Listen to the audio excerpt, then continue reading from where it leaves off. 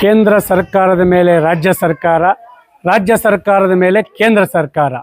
ಕೇಂದ್ರ ಸರ್ಕಾರ ಬರ ನಿರ್ವಹಣೆಗೆ ಅನುದಾನ ನೀಡ್ತಾ ಇಲ್ಲ ಅಂತೇಳಿ ರಾಜ್ಯ ಸರ್ಕಾರ ಆರೋಪ ಮಾಡ್ತಾ ಇದೆ. ಆದರೆ ಮುಂಗಾರು ಮಳೆ ಸಂಪೂರ್ಣವಾಗಿ ಕ್ಷೀಣಿಸಿರೋದ್ರಿಂದ ಈ ಬಾರಿ ಕೃಷಿ ಚಟುವಟಿಕೆ ಸಂಪೂರ್ಣವಾಗಿ ಸ್ಥಗಿತವಾಗಿದೆ. ರಾಗಿ ಬಿತ್ತನೆ ಎಂಬುದು ಭೂಮಿ ಒಳಗಡೆ ಬಿದ್ದೇ ಇಲ್ಲ. ಆದರೂ ಸಹ ಇವತ್ತು ರಾಜ್ಯ ಸರ್ಕಾರ ಬರ ಘೋಷಣೆ ಮಾಡ್ತಾರೆ. ಬರ ನಿರ್ವಹಣೆಗೆ 3,000 ಕೋಟಿ ಅನುದಾನ ಬಿಡುಗಡೆ ಮಾಡ್ತಾರೆ. ಗ್ರಾಮೀಣ ಪ್ರದೇಶಗಳಲ್ಲಿ ಕುಡಿಯುವ ನೀರು ಮತ್ತು ಜಾನುವಾರುಗಳಿಗೆ ಮೇವನ್ನು ಒದಗಿಸುತ್ತಾರೆ ಎಂಬ ಆಸೆಯಲ್ಲಿರುವಂತಹ ರೈತರ ಒಂದು ಆಸೆಗೆ ರಾಜ್ಯ ಮತ್ತು ಕೇಂದ್ರ ಸರ್ಕಾರ ತಣ್ಣೀರು ಎರಚ್ತಾ ಇದೆ. ಯಾಕಂದರೆ ಈ ಕಡೆ ಬೆಳೆನೂ ಇಲ್ಲ, ಕೆರೆ ಕುಂಟೆಗಳು ಸಂಪೂರ್ಣವಾಗಿ ಸ್ಥಗಿತ ಆಗಿಬಿಟ್ಟಿದೆ, ನೀರೇ ಇಲ್ಲ. ಕೊಳವೆ ಬಾವಿಗಳು ಬತ್ತಿ ಹೋಗ್ತಾ ಇದೆ.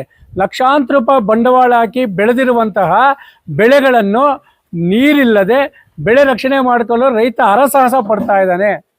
ಇನ್ನು ಇಲ್ಲಿನ ಜನಪ್ರತಿನಿಧಿಗಳು ಇದ್ದೂ ಇಲ್ಲದಂತಾಗ್ಬಿಟ್ಟಿದ್ದಾರೆ. ಉಸ್ತುವಾರಿ ಸಚಿವರು ಬಂದರು, KDC ಸಭೆ ಮಾಡಿದರು, ಬರ ನಿರ್ವಹಣೆಗೆ ನಾವು ಅನುದಾನ ಕೊಡ್ತೀವಿ, ಗ್ರಾಮೀಣ ಪ್ರದೇಶದಲ್ಲಿ ಕುಡಿಯುವ ನೀರು ಮತ್ತು ಮೇವಿಗೆ ಸಮಸ್ಯೆ ಆಗದಂತೆ ಜಾಗೃತಿ ವಹಿಸಿದ ಅಧಿಕಾರಿಗಳಿಗೆ ಸೂಚನೆ ಇಟ್ಟೆ, ನಾಪತ್ತೆ ಆಗಿಬಿಟ್ಟು ಇದುವರೆಗೂ ಬಂದಿಲ್ಲ. ಇನ್ಯಾರನ್ನು ಕೇಳೋಣ? ನಾವು ಕೇಳೋದ್ರಲ್ಲಿ ಇಷ್ಟೇ, ಈ ಕೂಡಲೇ ರಾಜ್ಯ ಸರ್ಕಾರ ಕೋಲಾರ ಜಿಲ್ಲೆಯನ್ನು ಬರಪೀಡಿತ ಜಿಲ್ಲೆ ಅಂತೇಳಿ ಘೋಷಣೆ ಮಾಡಬೇಕು. KCVL 3ನೇ ಹಂತದ ಶುದ್ಧೀಕರಣ ಮಾಡಬೇಕು. ಗ್ರಾಮೀಣ ಪ್ರದೇಶಗಳಲ್ಲಿ ಕುಡಿಯುವ ನೀರು ಮತ್ತು ಜಾನುವಾರುಗಳಿಗೆ ಮೇವನ್ನು ಒದಗಿಸಬೇಕು. ಬರ ನಿರ್ವಹಣೆಗೆ ಕೋಲಾರ ಜಿಲ್ಲೆಗೆ 3,000 ಕೋಟಿ ಅನುದಾನವನ್ನು ಬಿಡುಗಡೆ ಮಾಡಬೇಕು.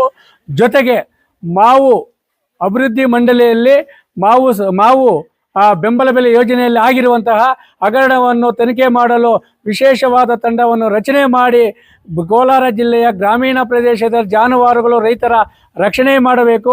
ರೈತ ಕುಟುಂಬಗಳ ರಕ್ಷಣೆಗೆ ಪ್ರತಿ ಕುಟುಂಬಕ್ಕೆ 1 ಲಕ್ಷ ರೂಪಾಯಿ ಹಣವನ್ನು ಬಿಡುಗಡೆ ಮಾಡಬೇಕಂತೇಳಿ ದಿನಾಂಕ 24/8/2026 ಸೋಮವಾರ ಕೋಲಾರ ಶ್ರೀನಿವಾಸಪುರ ರಾಜ್ಯ ಹೆದ್ದಾರಿ ರೋರ್ಜಾಡ್ನಲ್ಲಿ ಗೇಟನ್ನು ನಷ್ಟ ಬೆಳೆ ಮತ್ತು ಟ್ಯಾಂಕರ್ರ ಸಮೇತ ಬಂದ್ ಮಾಡುವ ಮುಖಾಂತರ ಜಾಣ ನಿರ್ದೆಯಲ್ಲಿರುವ ಕುಂಭದೋಣದಿದ್ದಲ್ಲಿರುವ ರೈತ ವಿರೋಧಿ ಧೋರಣೆ ಅನುಸರಿಸಿರುವ ಜನಪ್ರತಿನಿಧಿಗಳ ವಿರುದ್ಧ ರಾಜ್ಯ ಹೆದ್ದಾರಿ ಬಂದ್ ಮಾಡುವ ಮುಖಾಂತರ ನ್ಯಾಯ ಪಡೆದುಕೊಳ್ಳುವ ನಿರ್ಧಾರವನ್ನು ನಾವು ಸಭೆಯಲ್ಲಿ ತೀರ್ಮಾನ ಮಾಡುವ ಜೊತೆಗೆ ಬರ ನಿರ್ವಹಣೆಗೆ ಬರ ಘೋಷಣೆ ಮಾಡದೇ ಇದ್ದರೆ ರಾಜಕಾರಣಿಗಳೇ ಎಚ್ಚರ ಎಚ್ಚರ ಎಚ್ಚರ.